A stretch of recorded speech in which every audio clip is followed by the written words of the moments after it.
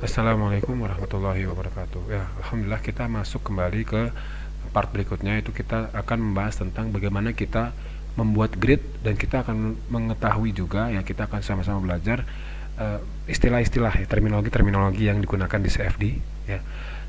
Nah, ini kita sudah membahas tentang governing equation. Di sini coba kita akan masuk ke materi yang ada. Kita akan coba membahas bagaimana kita melakukan diskretisasi dengan kasus sederhana, yaitu one dimensional heat conduction. Kenapa heat conduction? Karena kita coba hal yang paling sederhana, yaitu dimana transport hanya meliputi difusi, transport difusi, dan satu dimensi. Oke, kita ingat kembali general transport equation yang kita bahas di video sebelumnya, itu kurang lebih seperti ini ya teman-teman semua. Jadi kalau misalkan kita membahas tentang difusi, konduksi, maka tidak dia anggap steady ya. Kemudian kita anggap karena tidak ada konveksi ya, ini kita coret ya. Nah, kemudian kita akan berfokus ke sini. Kenapa source-nya tidak dicoret? Nanti sebenarnya memang di kasus ini kita tidak menyertakan source seperti kita menggunakan pemanas dan sebagainya, tapi di sini mungkin saya akan kita akan menyisakan dulu nih, tidak langsung kita coret karena nanti akan berimplikasi dengan bagaimana nanti contoh kasus yang akan kita bahas. Oke, sekarang ini di sini ya, kita lihat rate of increase of nah ini parameter general transport, misalkan temperatur, energi, bisa energi, bisa massa, bisa momentum nih, dilambangkan dengan P sebagai parameter, kita sudah bahas ya, P sebagai parameter yang general. Rate of increase of fluid element gitu ya, sebuah parameter general yang ya apapun itu ya. Nah, ini tidak, karena kita anggap dia steady, berarti tidak ada perubahan terhadap waktu coret. Kemudian di sini net rate of flow of ini ya, P out of fluid element. Jadi juga tidak ada karena tidak ada efek konveksi di situ ya. Jadi karena adanya dia transport karena adanya pergerakan fluid element ya, konveksi itu juga tidak ada. Kemudian kita menyisakan dua hal ini.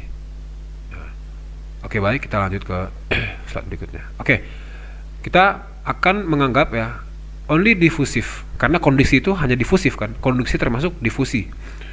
Kemudian general property. Nah, tadi ya, karena tadi kita ini, maka ini semuanya 0, maka persamaan menjadi seperti ini ya.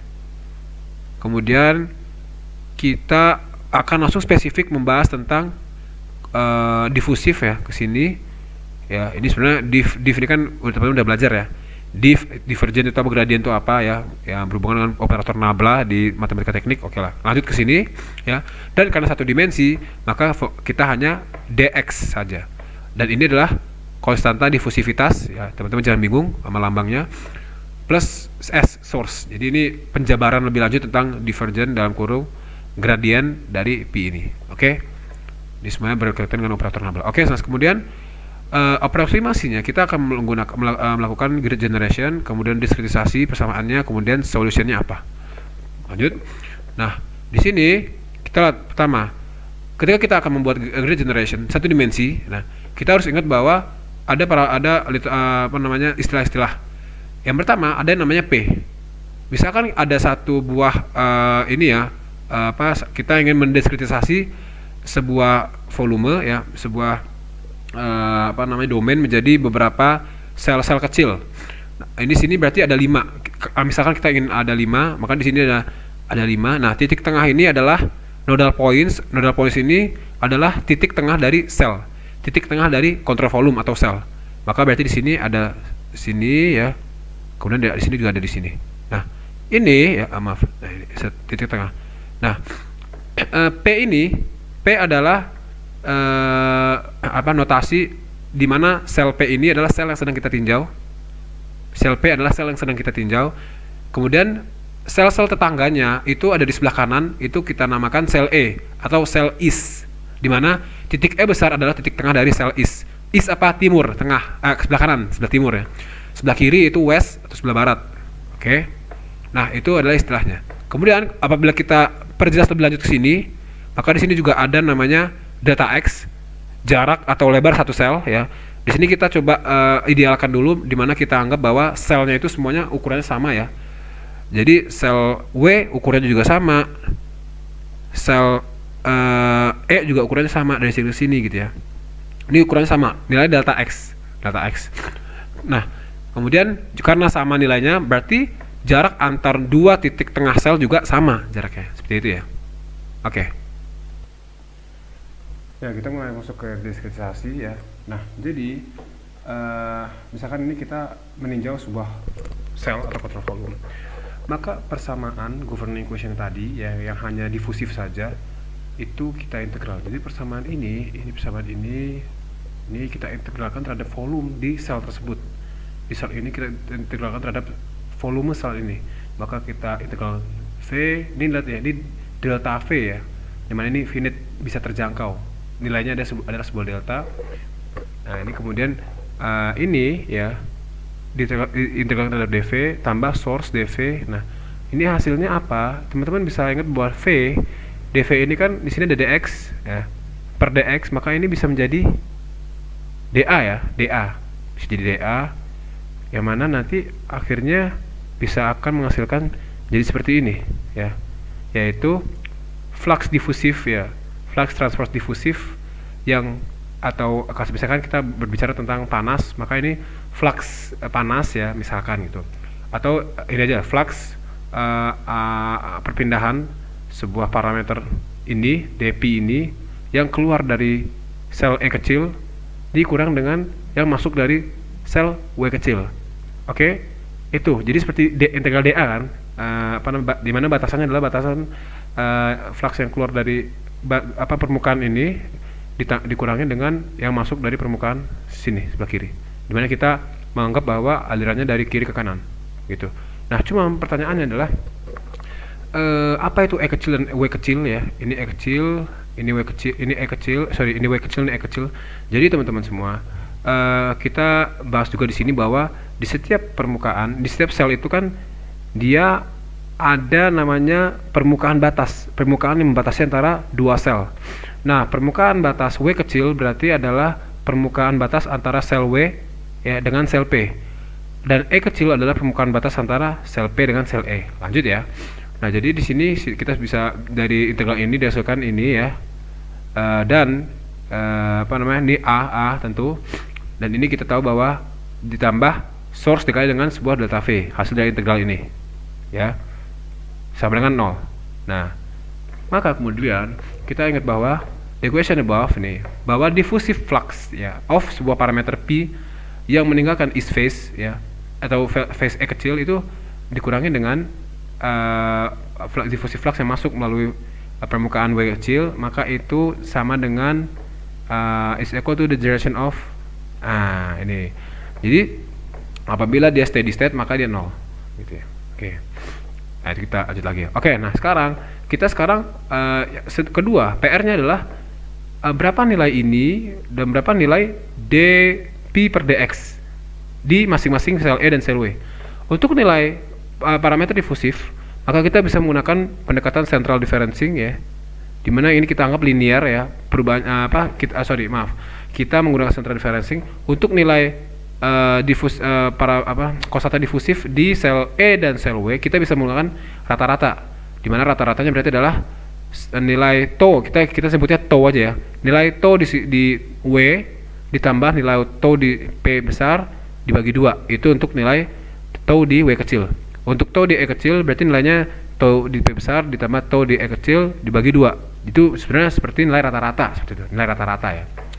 Nah, adapun untuk nilai maka di sini karena kita tahu bahwa rata-rata memang konstanta difusif itu di setiap titiknya sama ya.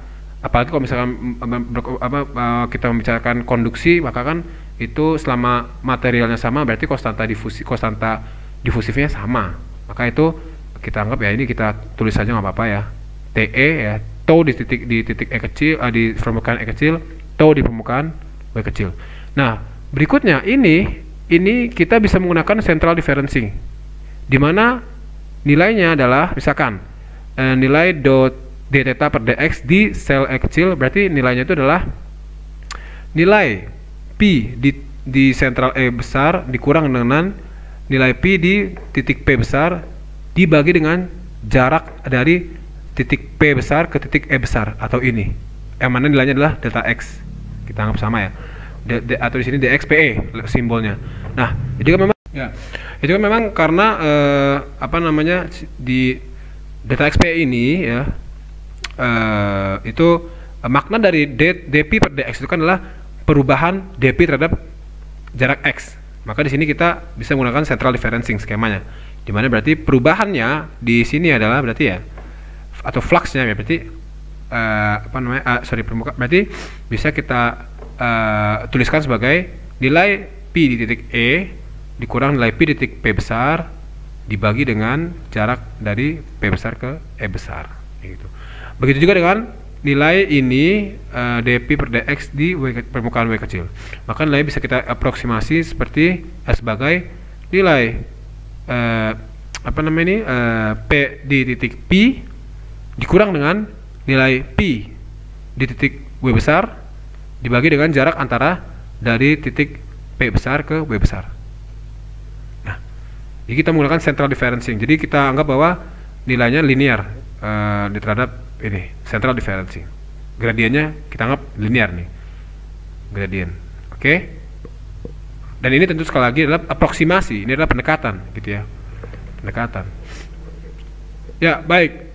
Kemudian kita tahu bahwasannya setelah kita mendefinisikan persamaan ini ya, maka kita bisa dan ini juga kita bisa memperoleh nilai ini ya, di nilai ini kita dapat. Oke, ini juga kita dapat. Oke, nah sekarang pertanyaannya ini berapa nilainya? S source ini apa sih kalau kita pecah?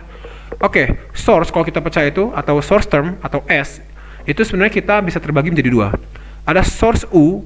Source U ini yang kita bisa sederhanakan adalah source memang karena adanya sumber yang tambahan seperti misalkan kalau kita berbicara tentang panas atau energi, maka misalkan ada pemanas, elemen pemanas, heater gitu ya. Nah itu. Adapun ada lagi source di suku kedua. Nah ini ada namanya source P. Source P ini adalah source P yang dia menempel dengan variabel P di titik P. Nah ini maksudnya apa sih? Kok gimana? Nanti kita bisa paham ketika kita akan masuk ke latihan soal, di mana sebenarnya walaupun nanti tidak ada source tambahan seperti elemen pemanas dan sebagainya, tapi akan muncul source yang dia menempel di titik dengan variabel P di titik P, maka disebutnya SP gitu ya. Nah ini nanti kita akan mungkin insya Allah akan lebih paham ketika mengerjakan latihan soal. Nah kemudian ya nilai berarti kita dari persamaan ini ya, persamaan ini ya, itu kita bisa ini kok maaf, ini persamaan ini, ini persamaan sebelah kanan sini, atau ini saya hapus dulu kali ya sebentar. Oke, jadi persamaan ini ya, sini ini itu kita tuliskan lagi, dan juga persamaan kita tuliskan lagi menjadi ini, jadi ini ya, jadi ini. Jadi sebuah persamaan. Nah, lalu di sini strategi berikutnya adalah kita mengkelompokkan menjadi seperti ini. Di sisi sebelah kiri persamaan itu kita ubah menjadi semuanya menjadi sebagai dia yang menempel dengan PP. Paham maksudnya ya? Jadi ini seperti misalkan ini kan nanti ini dikali dengan ini dikali dengan ini, maka ini kita jabarin semua. Di sebelah kiri itu semuanya kita tempatkan yang dia dikalikan dengan PP ya. Kemudian yang di sebelah kanan ini sebenarnya dengan menggunakan teknik kalkulus sederhana ya. Di sebelah kanan itu kita ubah jadi ada yang dia semua yang berhubungan dengan P di W dan P di E plus tambah source U. Jadi source U kita tempatkan di sebelah kanan, adapun source P karena source P ini dia nempel dengan PP ya, ini bahasa sederhana ya, nempel maksudnya dia dikalikan dengan PP ya, atau dia fungsi dari PP istilahnya gitu ya. Dia ya bukan fungsi ya, itulah dia fungsi dari PP mungkin saya bisa sebut, atau nempel lah dengan PP gitu. Maka kita tempatkan sebelah kiri, di sini ada SP ya. Pokoknya semua kita ubah jadi seperti ini. Oke. Nah, maka di sini kita bisa menyederhanakan lagi persamaan ini menjadi ini. Dimana berarti ini menjadi sebuah persamaan linear sebenarnya. Ini yang ada di sini ini adalah konstanta yang kita sebut dengan AP, yang menempel dengan PW adalah konstanta kita sebut AW, yang menempel dengan P di titik E, dia adalah kita sebut konstanta di titik E, disebutnya AE, dan source tetap ada SU. Nah, disinilah nanti semua persamaan di semua sel ini kita akan menggunakan bentuk ini. Jadi yang membedakan itu apa? Yang membedakan adalah konstantanya, nilai AP-nya, nilai AW-nya, nilai AE-nya, nilai SU-nya. Tapi bentuk persamaannya seperti ini. Dimana ini kalau kita menggunakan table, kita bisa menjadi seperti ini. Konstanta W itu untuk kasus, ingat sekali lagi ini untuk kasus satu dimensi difusi ya, hanya difusi. Maka AW-nya ini ya dibagi AW, AE-nya ini, AP-nya AW tambah AE min SP. Oke. Nah, selanjutnya kita akan mulai masuk ke contoh soal berikutnya di video berikutnya. Sekian, terima kasih. Wassalamualaikum warahmatullahi wabarakatuh.